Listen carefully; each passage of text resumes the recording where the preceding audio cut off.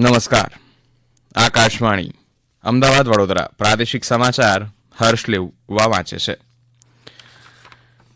કેન્દ્રીય મંત્રીમંડળે રાજ્યમાં 2 સેમિકન્ડક્ટર ઉત્પાદન એકમની સ્થાપનાને મંજૂરી આપી છે. રાજ્યની 15મી વિધાનસભાનું ચોથું સત્ર ગઈકાલે પૂર્ણ થયું. સત્ર દરમિયાન 5 વિધેયક સર્વાનુમતે પસાર કરાયા. રાજ્યની 8 મહાનગરપાલિકાઓ દ્વારા આજથી 3 દિવસ સુધી મિલેટ મહોત્સવનું આયોજન કરવામાં આવ્યું છે. પોરબંદર નજીક અરબી સમુદ્રમાંથી પકડાયેલા નશીલા પદાર્થ કેસમાં 5 આરોપીના 5 દિવસના રિમાન્ડ મંજૂર કરાયા. હવામાન વિભાગે રાજ્યમાં કેટલાક જિલ્લાઓમાં આજથી 3 દિવસ કમોસમી વરસાદની સંભાવના વ્યક્ત કરી છે અને રાજ્યના આર્યન નહેરાએ એશિયન સ્વિમિંગ ચેમ્પિયનશીપમાં 1 સુવર્ણ અને 3 રજત ચંદ્રક જીત્યા છે. કેન્દ્રીય મંત્રીમંડળે રાજ્યમાં 2 સેમિકન્ડક્ટર ઉત્પાદન એકમની સ્થાપનાને મંજૂરી આપી છે, જે અંતર્ગત ધોલેરામાં સેમિકન્ડક્ટર ફેબ્રિકેશન યુનિટ અને સાણંદમાં semiconductor assembly testing marking and packaging યુનિટની સ્થાપના કરાશે. કેન્દ્રીય મંત્રી અશ્વિની વૈષ્ણવે જણાવ્યું કે પ્રધાનમંત્રીએ દેશને સેમિકન્ડક્ટર હબ બનાવવા કરેલા નિર્ણય અંતર્ગત ગુજરાતમાં 2 અને આસામમાં 1 એમ કુલ 3 સેમિકન્ડક્ટર યુનિટની સ્થાપનાને મંજૂરી આપી છે. રાજ્યની 15મી વિધાનસભાનું ચોથું સત્ર ગઈકાલે પૂર્ણ થયું છે. રાજ્ય સરકારના પ્રવક્તા મંત્રી ઋષિકેશ પટેલે ગઈકાલે પત્રકારો સાથે વાતચીત કરતા જણાવ્યું કે વર્ષ 2024-25નું બજેટ સત્ર વિકસિત ગુજરાતથી વિકસિત ભારત સંકલ્પ પૂર્તિ તરફ પ્રથમ કદમ છે.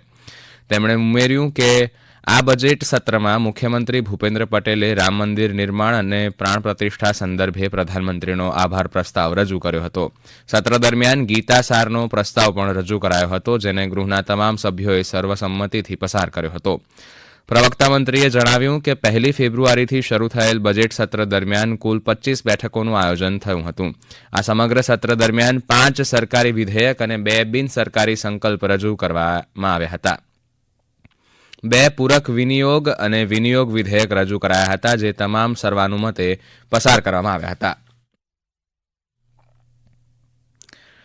વિધાનસભામાં Dhirubhai Ambani institute of information and communication technology સુધારા વિધેયક સર્વાનુમતે પસાર થયું છે. આ સુધારો આ યુનિવર્સિટીને મલ્ટીડિસિપ્લિનરી એજ્યુકેશન એન્ડ રિસર્ચ યુનિવર્સિટીમાં રૂપાંતરિત કરવા માટે મહત્વપૂર્ણ સાબિત થશે.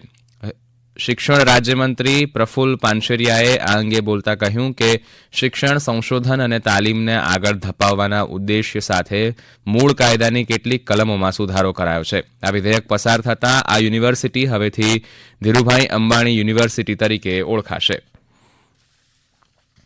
રાજ્યની 8 મહાનગરપાલિકાઓ દ્વારા આજથી 3 દિવસ સુધી મિલેટ મહોત્સવનું આયોજન કરવામાં આવ્યું છે. અમદાવાદમાં સાબરમતી રિવરફ્રન્ટ ખાતે મંત્રી ઋષિકેશ પટેલ મિલેટ મહોત્સવનું આજે ઉદ્ઘાટન કરશે. જાહેર જનતા માટે નિઃશુલ્ક પ્રવેશ અપાશે. અહીં મિલેટ આધારિત વિવિધ સ્ટોલ ઉપરાંત દરરોજ સાંસ્કૃતિક કાર્યક્રમો પણ યોજાશે. કૃષિમંત્રી રાઘવજી પટેલે જણાવ્યું છે કે આ મહોત્સવથી પરંપરાગત જાડા ધાન્યો અંગે લોકજાગૃતિ કેળવાશે.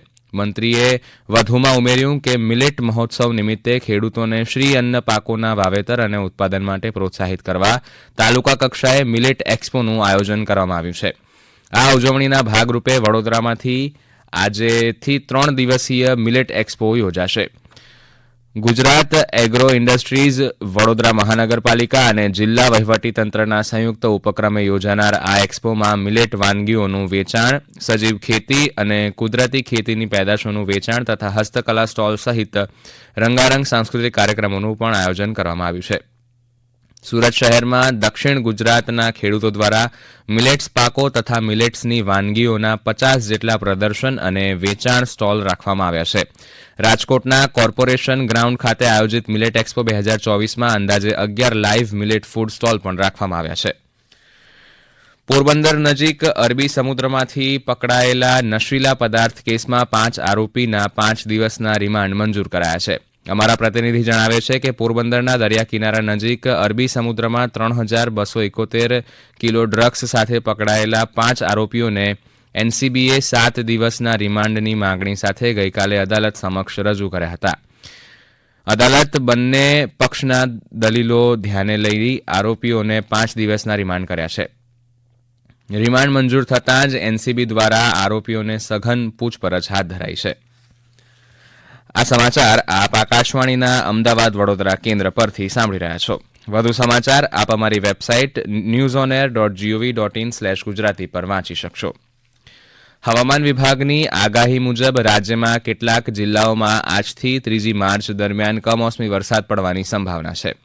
હવામાન વિભાગે આજે બનાસકાંઠા, સાબરકાંઠા, અરવલ્લી, મહીસાગર, છોટાઉદેપુર, દાહોદમાં હળવા વરસાદની સંભાવના વ્યક્ત કરી છે. આ સાથે જ દરિયાકાંઠે 45થી 55 કિલોમીટર પ્રતિ કલાકની ઝડપે પવન ફૂંકાવાની આગાહી કરી છે, જેથી માછીમારોને 3 દિવસ દરમિયાન દરિયો ન ખેડવા સૂચના આપવામાં આવી છે.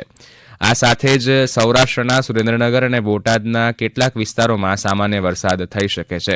ઉપરાંત ખેડૂતોને રવિ પાકની જાળવણી કરવા સાથે ખુલ્લામાં પડેલ ખેત પેદાશો અને ઘાસચારાને ઢાંકીને રાખવા અપીલ કરાઈ છે.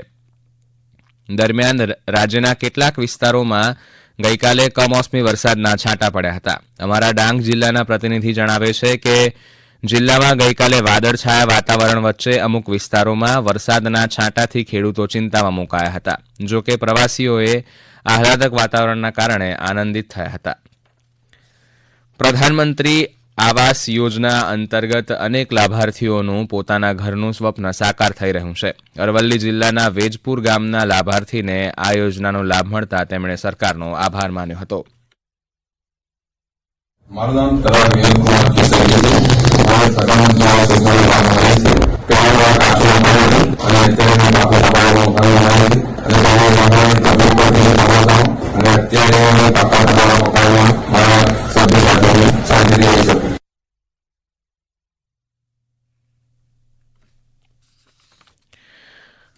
ગુજરાત માધ્યમિક અને ઉચ્ચતર માધ્યમિક શિક્ષણ બોર્ડ દ્વારા ધોરણ 10 અને ધોરણ 12 સાયન્સની બોર્ડ પરીક્ષાની હોલ ટિકિટ ઓનલાઈન મૂકી દેવામાં આવી છે.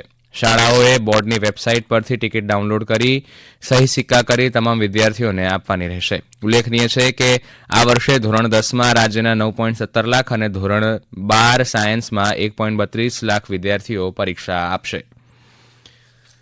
રાજ્યના આર્યન નહેરાએ એશિયન સ્વિમિંગ ચેમ્પિયનશિપમાં 1 સુવર્ણ અને 3 રજત ચંદ્રક જીત્યા છે. ફિલિપાઇન્સ ખાતે યોજાયેલી આ સ્પર્ધામાં આર્યને 200 મીટર ફ્રી સ્ટાઇલમાં સુવર્ણ ઉપરાંત 400, 800 અને 1000 મીટર ફ્રી સ્ટાઇલમાં રજત ચંદ્રક જીત્યા છે. આ સ્પર્ધામાં રાજ્યની માના પટેલે 100 મીટર બ્રેકસ્ટ્રોકમાં રજત ચંદ્રક જીત્યો છે. ઉલ્લેખનીય છે કે આ સ્પર્ધામાં ભારતે અત્યાર સુધીમાં 3 સુવર્ણ સહિત 16 ચંદ્રકો મેળવ્યા છે. ખેલો ઇન્ડિયા યુનિવર્સિટી રમતોત્સવમાં રાજ્યના અનિકેત પાંડેએ રજત અને હેતલ દામાએ કાંસ્ય ચંદ્રક જીત્યો છે. સિક્કિમ ખાતે યોજાયેલી આ સ્પર્ધામાં નવસારીના અનિકેત પાંડેએ 63.5થી 67 કિલો વજન વર્ગ બોક્સિંગ સ્પર્ધામાં, જ્યારે હેતલે 54 કિલો વજન વર્ગમાં કાંસ્ય ચંદ્રક જીત્યો છે. ચોરવાડથી વેરાવળના અરબી સમુદ્રમાં ગઈકાલે યોજાયેલી વીર સાવરકર તરણ સ્પર્ધામાં સુરતના નિલય કાર્નિકર અને તાશા મોદીએ ખિતાબ જીત્યા છે. અમારા પ્રતિનિધિ જણાવે છે કે ગઈકાલે આદરી બીચ ખાતેથી મહિલાઓની અને ચોરવાડ ખાતેથી ભાઈઓની સમુદ્ર તરણ સ્પર્ધા યોજાઈ હતી. આ સ્પર્ધામાં ગુજરાત ઉપરાંત કેરળ, મહારાષ્ટ્ર, પશ્ચિમ બંગાળ સહિત વિવિધ રાજ્યના 37 સ્પર્ધકોએ ભાગ લીધો હતો. સ્પર્ધકોએ દરિયા સામે બાથ ભીડી સાહસ વૃત્તિનો પરિચય આપ્યો હતો. ભાઈઓમાં સુરતના નિલય કાર્નિકર અને બહેનોમાં સુરતની તાશા મોદીએ પ્રથમ ક્રમાંક મેળવ્યો છે. વડોદરાની MS યુનિવર્સિટીના ફેકલ્ટી ઓફ આર્ટ્સ ખાતે સ્વીપ કાર્યક્રમ અંતર્ગત નાટકો સહિતના અનેક મતદાન જાગૃતિ કાર્યક્રમ યોજવામાં આવ્યા હતા. આ કાર્યક્રમમાં ચૂંટણી પંચની websites, KYC, water turn out app, મતદાન મથક વગેરે વિષયો પર વિસ્તૃત માર્ગદર્શન આપવામાં આવ્યું હતું. મુખ્ય સમાચાર ફરી એકવાર. કેન્દ્રીય મંત્રીમંડળે રાજ્યમાં 2 સેમિકન્ડક્ટર ઉત્પાદન એકમની સ્થાપનાને મંજૂરી આપી છે. રાજ્યની 15મી વિધાનસભાનું ચોથું સત્ર ગઈકાલે પૂર્ણ થયું. સત્ર દરમિયાન 5 વિધેયક સર્વાનુમતે પસાર કરાયા. રાજ્યની 8 મહાનગરપાલિકાઓ દ્વારા આજથી 3 દિવસ સુધી મિલેટ મહોત્સવનું આયોજન કરવામાં આવ્યું છે. પોરબંદર નજીક અરબી સમુદ્રમાંથી પકડાયેલા નશીલા પદાર્થ કેસમાં 5 આરોપીના 5 દિવસના રિમાન્ડ મંજૂર કરાયા. હવામાન વિભાગે રાજ્યમાં કેટલાક જિલ્લાઓમાં આજથી 3 દિવસ કમોસમી વરસાદની સંભાવના વ્યક્ત કરી છે. અને રાજ્યના આર્યન નહેરાએ એશિયન સ્વિમિંગ ચેમ્પિયનશિપમાં 1 સુવર્ણ અને 3 રજત ચંદ્રક જીત્યા છે. આકાશવાણીના અમદાવાદ વડોદરા કેન્દ્ર પરથી પ્રાદેશિક સમાચાર પૂરા થયા. નમસ્કાર.